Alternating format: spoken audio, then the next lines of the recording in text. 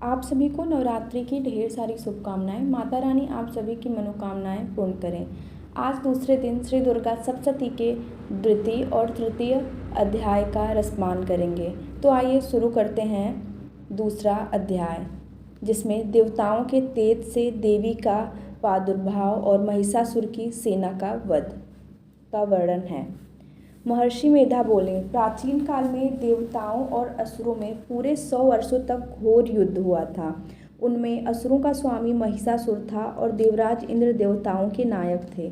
इस युद्ध में देवताओं की सेना परास्त हो गई थी और इस प्रकार संपूर्ण देवताओं को जीत महिषासुर इंद्र बन बैठा था। युद्ध के पश्चात हारे हुए देवता प्रजापति श्री ब्रह्मा को साथ लेकर उस स्थान पर पहुँचे जहाँ पर कि भगवान शंकर विराजमान थे। देवताओं ने अपनी हार का सारा वृत्तांत भगवान श्री विष्णु और शंकर जी से कह सुनाया।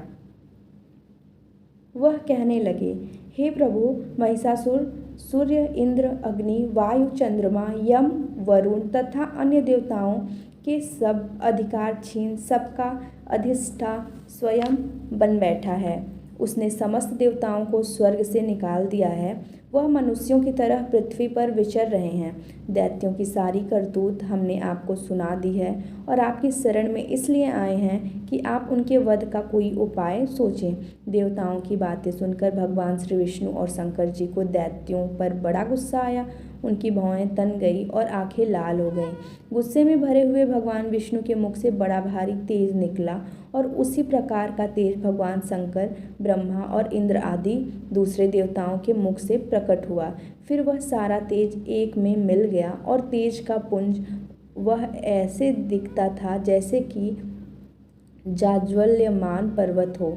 देवताओं ने देखा कि उस पर्वत की ज्वाला चारों ओर फैली हुई थी और देवताओं के शरीर से प्रकट हुई तेज की सी अन्य तेज से तुलना नहीं हो सकती थी। एक स्थान पर इकट्ठा होने पर वह तेज एक देवी के रूप में परिवर्तित हो गया और अपने प्रकाश से तीनों लोकों में व्याप्त जान पड़ा। वह भगवान शंकर का तेज था। उससे देवी का मुख प्रकट हुआ। यमराज के तेज से उसके सिर के बाल बने। भगवान श्री विष्णु के तेज से उसकी भुजाएं बनी। चंद्रमा के तेज से दोनों स्तन और इंद्र के तेज से जंघा और पिंडली तथा पृथ्वी के तेज से नितंब भाग बना। ब्रह्मा के तेज से दोनों चरण और सूर्य के तेज से उनकी अंगुलियां पैदा हुईं और वस्तुओं के तेज से हाथों की अंगुलियां एवं कुबेर के तेज से नासिका बनी। प्रजापति के तेज से उनके दांत और अग्नि के तेज से उसके नेत्र बने। संध्या के तेज से उसकी भौहें और वायु के तेज से उसके कान प्रकट हुए थे। इस प्रकार उस देवी का प्रादुर्भाव हुआ था। महिषासुर से पराजित देवता उस देवी को देखकर अत्यंत प्रसन्न हुए। भगवान शंकर ने अपने त्रिशूल में से एक त्रिशूल निकालकर उस देवी को दिया और भगवान विष्णु ने अपने चक्र में से एक चक्र निकालकर उस देवी को दिया। वरुण ने अपने चक्र में से एक चक्र निकालकर उस देवी को दिया। वरुण ने देवी को शंख भेंट किया। अग्नि ने इसे शक्ति दी। वायु ने उसे धनुष और बाण दिए। सहस्त्र नेत्रों वाले श्री देवराज इंद्र ने उसे अपने वज्र से उत्पन्न करके वज्र दिया और ऐरावत हाथी का एक घंटा उतार कर देवी को भेंट किया।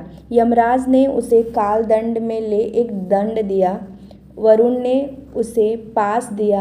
प्रजापति ने स्फटिक की माला दी और ब्रह्मा जी ने उसे कमंडलू दिया।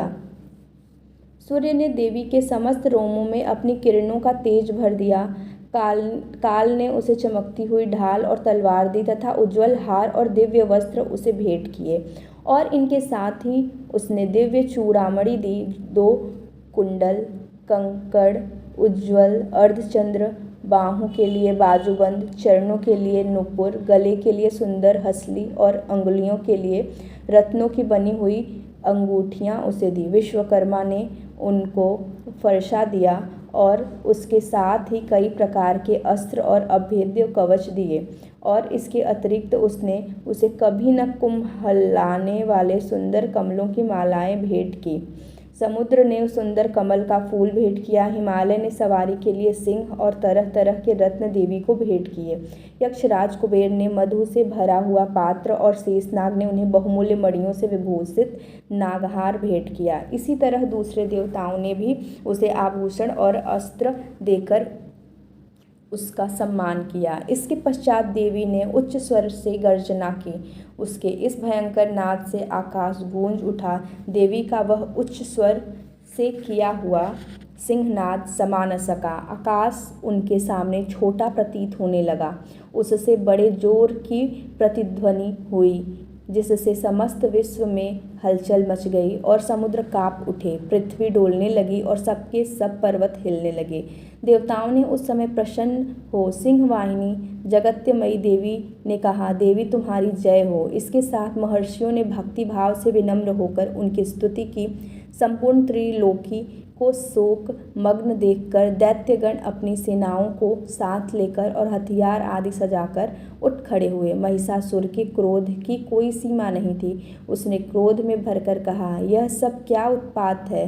फिर वह अपनी सेना के साथ उस ओर दौड़ा जिस ओर से भयंकर नाद का शब्द सुनाई दिया था, और आगे पहुंचकर उसने देवी को देखा, जो कि अपनी प्रभा से तीनों लोकों को प्रकाशित कर रही थी। उसके चरणों के भार से पृथ्वी दबी जा रही थी। माथे के मुकुट से आकाश में एक रेखा सी बन रही थी और उसके धनुष की टंकोर से सब लोग क्षुब्ध हो रहे थे। देवी अपनी सहस्त्रों भुजाओं को संपूर्ण दिशाओं में फैलाए खड़ी थी। इसके पश्चात उनका दैत्यों के साथ युद्ध छिड़ गया और कई प्रकार के अस्त्र शस्त्रों से सब की सब दिशाएं उद्भासित होने लगी। महिषासुर की सेना का सेनापति चिछुर नामक एक महान असुर था। वह आगे बढ़कर देवी के साथ युद्ध करने लगा और दूसरे दैत्यों की चतुरंगिणी सेना साथ लेकर चामर भी लड़ने लगा और 60,000 महारथियों को साथ लेकर उदग्र नामक महादैत्य आकर युद्ध करने लगा और महाहनु नामक असुर 1 करोड़ रथियों को साथ लेकर, असिलोमा नामक असुर 5 करोड़ सैनिकों को साथ लेकर युद्ध करने लगा। वास्कल नामक असुर 60 लाख असुरों के साथ युद्ध में आ डटा।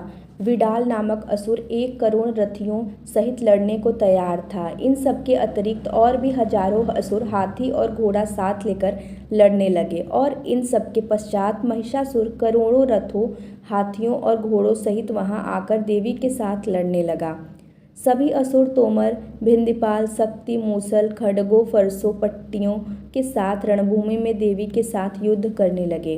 कई शक्तियां फेंकने लगे और कोई अन्य शस्त्रादि। इसके पश्चात सबके सब दैत्य अपनी अपनी तलवारें हाथों में लेकर देवी की ओर दौड़े और उसे मार डालने का उद्योग करने लगे। मगर देवी ने क्रोध में भरकर खेल ही खेल में उनके सब अस्त्रों शस्त्रों को काट दिया। इसके पश्चात ऋषियों और देवताओं ने देवी की स्तुति आरंभ कर दी और वह प्रसन्न होकर असुरों के शरीरों पर अस्त्र शस्त्रों की वर्षा करती रही। देवी का वाहन भी क्रोध में भरकर दैत्य सेना में इस प्रकार विचरने लगा जैसे कि वन में दावानल फैल रहा हो।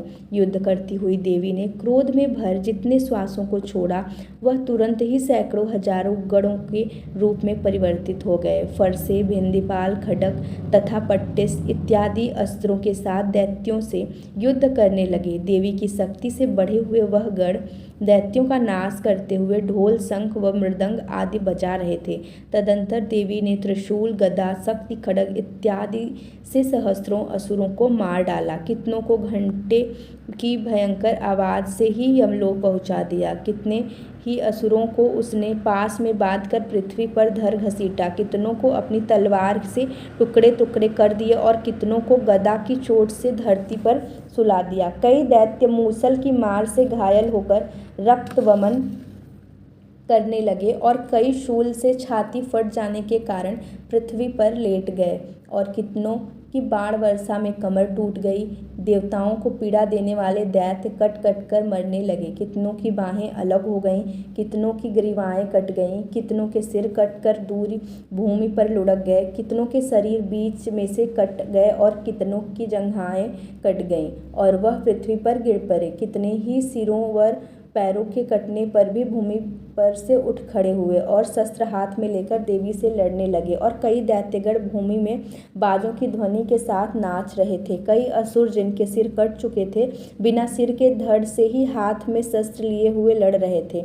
दैत्य रह रहकर ठहरो ठहरो कहते हुए देवी को युद्ध के लिए ललकार रहे थे। जहाँ पर यह घोर संग्राम हुआ था वहाँ की भूमि रथ, हाथी, घोड़े और असुरों की लाशों से भर गई थी और असुर सेना के बीच में रक्तपात होने के कारण रुधिर की नदियां बह रही थी। और इस तरह देवी ने असुरों को विशाल सेना को क्षण भर में इस तरह से नष्ट कर डाला जैसे तृण काष्ठ के बड़े समूह को अग्नि नष्ट कर डालती है। और देवी का सिंह भी गर्दन के बालों को हिलाता हुआ और बड़ा शब्द करता हुआ असुरों के शरीरों से मानो उनके प्राणों को ढूंढ रहा था। वहाँ देवी के गणों ने जब दैत्यों के साथ युद्ध किया तो देवताओं ने प्रसन्न होकर आकाश से उन पर पुष्प वर्षा की। इस तरह से श्री दुर्गा सप्तशती का दूसरा अध्याय समाप्त होता है। आइए अब शुरू करते हैं दुर्गा सप्तशती का तीसरा अध्याय, सेनापतियों सहित महिषासुर का वध। महर्षि मेधा ने कहा, महिषासुर की सेना नष्ट होती देखकर उस सेना का सेनापति चिछुर क्रोध में भर देवी के साथ युद्ध करने के लिए आगे बढ़ा। वह देवी पर इस प्रकार बाणों की वर्षा करने लगा मानो सुमेरु पर्वत पानी की धार बरसा रहा हो। इस प्रकार देवी ने अपने बाणों से उसके बाणों को काट डाला तथा उसके घोड़ों व सारथी को मार दिया। साथ ही उसके धनुष और उसकी अत्यंत ऊंची ध्वजा को भी काटकर नीचे गिरा दिया। उसका धनुष कट जाने के पश्चात उसके शरीर के अंगों को भी अपने बाणों से बींध दिया। धनुष, घोड़ों और सारथी के नष्ट हो जाने पर वह असुर ढाल और तलवार लेकर देवी की तरफ आया। उसने अपनी तीक्ष्ण धार वाली तलवार से देवी के सिंह के मस्तक पर प्रहार किया और बड़े वेग से देवी की बाईं भुजा पर वार किया, किंतु देवी की बाईं भुजा को छूते ही उस दैत्य की तलवार टूटकर 2 टुकड़ों में हो गई। इससे दैत्य ने क्रोध में भरकर शूल हाथ में लिया और उसे भद्रकाली देवी की ओर फेंका। देवी की ओर आता हुआ वह शूल आकाश से गिरते हुए सूर्य के समान प्रज्वलित हो उठा। उस शूल को अपनी ओर आते देखकर देवी ने भी शूल छोड़ा और महाअसुर के शूल के 100 टुकड़े कर दिए और साथ ही महाअसुर के प्राण भी हर लिए। चिछुर के मरने पर देवताओं को दुख देने वाला चामर नामक दैत्य हाथी पर सवार होकर देवी से लड़ने के लिए आया और उसने आने के साथ ही शक्ति से प्रहार किया, किंतु देवी ने अपनी हुंकार से ही उसे तोड़कर पृथ्वी पर डाल दिया। शक्ति को टूटा हुआ देखकर दैत्य ने क्रोध से लाल होकर शूल को चलाया, किंतु देवी ने उसको भी काट दिया। इतने में देवी का सिंह उछलकर हाथी के मस्तक पर सवार हो गया और दैत्य के साथ बहुत ही तीव्र युद्ध करने लगा। फिर वह दोनों लड़ते हुए हाथी पर से पृथ्वी पर आ गिरे और दोनों बड़े क्रोध से लड़ने लगे। फिर सिंह बड़े जोर से आकाश की ओर उछला और जब पृथ्वी की ओर आया तो अपने पंजे से चामर का सिर धड़ से अलग कर दिया। क्रोध में भरी हुई देवी ने शिला और वृक्ष आदि की चोटों से उदग्र को भी मार दिया। कराल को दांतों, मुक्कों और थप्पड़ों से चूर्ण कर डाला। कुद्र हुई देवी ने गदा के प्रहार से उद्यत दैत्य को मार गिराया। बिंदीपाल से वाष्पकल को बाणों से ताम्र तथा अंधक को मौत के घाट उतार दिया। तीनों नेत्रों वाली परमेश्वरी ने त्रिशूल से उग्रास्य, उग्रवीर्य और महाहनु नामक राक्षसों को मार गिराया। उसने अपनी तलवार से विडाल नामक दैत्य का सिर काट डाला तथा अपने बाणों से दुर्धर और दुर्मुख राक्षसों को यमलोक को पहुंचा दिया। इस प्रकार जब महिषासुर ने देखा कि देवी ने मेरी सेना को नष्ट कर दिया तो वह भैंसे का रूप धारण कर देवी के गणों को दुख देने लगा। उन गणों में कितनों को उसने भूख के प्रहार से, कितनों को खुरों से, कितनों को पूंछ से, कितनों को सींगों से, बहुतों को दौड़ने के वेग से, अनेकों को सिंहनाद से, कितनों को चक्कर देकर और कितनों को श्वास वायु के झोंके से पृथ्वी पर गिरा दिया। वह दैत्य इस प्रकार गणों की सेना को गिरा देवी के सिंह को मारने के लिए दौड़ा। इस पर देवी का बड़ा गुस्सा आया। उधर दैत्य भी क्रोध में भरकर धरती को खुरों से खोदने तथा सिंहों से पर्वतों को उखाड़ उखाड़ कर धरती पर फेंकने लगा और मुख से शब्द करने लगा। महिषासुर के वेग से चक्कर देने के कारण पृथ्वी क्षुब्ध होकर फटने लगी। उसकी पूंछ से टकराकर समुद्र चारों ओर फैलने लगा। हिलते हुए सिंहों के आघात से मेघ अखंड खंड हो गए और श्वास से आकाश में उड़ते हुए पर्वत फटने लगे। इस तरह क्रोध में भरे हुए राक्षस को देख चंडिका को भी क्रोध आया और वह उसके मारने के लिए क्रोध में भर आई। देवी ने पास फेंक कर दैत्य को बांध लिया और उसने बंध जाने पर दैत्य का रूप त्याग दिया और सिंह का रूप बना लिया। और ज्यों ही देवी उसका सिर काटने के लिए तैयार हुई कि उसने पुरुष का रूप बना लिया, जो कि हाथ में तलवार लिए हुए था। देवी ने तुरंत ही अपने बाणों से उसके पुरुष को उसकी तलवार ढाल सहित बींध डाला। इसके पश्चात वह हाथी के रूप में दिखाई देने लगा और अपनी लंबी सूंड से देवी के सिंह को खींचने लगा और गर्जने लगा। देवी ने अपनी तलवार से उसकी सूंड काट डाली। तब राक्षस ने एक बार फिर भैंसे का रूप धारण कर लिया और पहले की तरह चर अचर जीवों सहित समस्त त्रिलोकी को व्याकुल करने लगा। इसके पश्चात क्रोध में भरी हुई देवी बारंबार उत्तम मधु का पान करने लगी और लाल लाल नेत्र करके हंसने लगी। उधर बलवीर तथा मद से कुद्र हुआ दैत्य भी गरजने लगा। अपने सिंहों से देवी पर पर्वतों को फेंकने लगा। देवी अपने बाणों से उसके फेंके हुए पर्वतों को चूर्ण करती हुई बोली, ओ मूढ़, जब तक मैं मधुपान कर रही हूँ तब तक तू गर्ज ले और इसके पश्चात मेरे हाथों तेरी मृत्यु हो जाने पर देवता गरजेंगे। महर्षि मेधा ने कहा। यूँ कहकर देवी उछलकर उस दैत्य पर जा चढ़ी और उसको अपने पैर से दबाकर शूल से उसके गले पर आघात किया। देवी के पैर से दबने पर भी दैत्य अपने दूसरे रूप में अपने मुख से बाहर होने लगा। अभी वह आधा ही बाहर निकला था कि देवी ने अपने प्रभाव से उसे रोक दिया। जब वह आधा निकला हुआ ही दैत्य युद्ध करने लगा तो देवी ने अपनी तलवार से उसका सिर काट दिया। इसके पश्चात सारी राक्षस सेना हाहाकार करती हुई वहाँ से भाग खड़ी हुई और सब देवता अत्यंत प्रसन्न हुए। ऋषियों महर्षियों सहित देवी की स्तुति करने लगे। गंधर्वराज गान करने तथा अप्सराएं नृत्य करने लगीं। इस प्रकार दुर्गा सप्तशती का तीसरा अध्याय पूरा होता है। जय माता दी।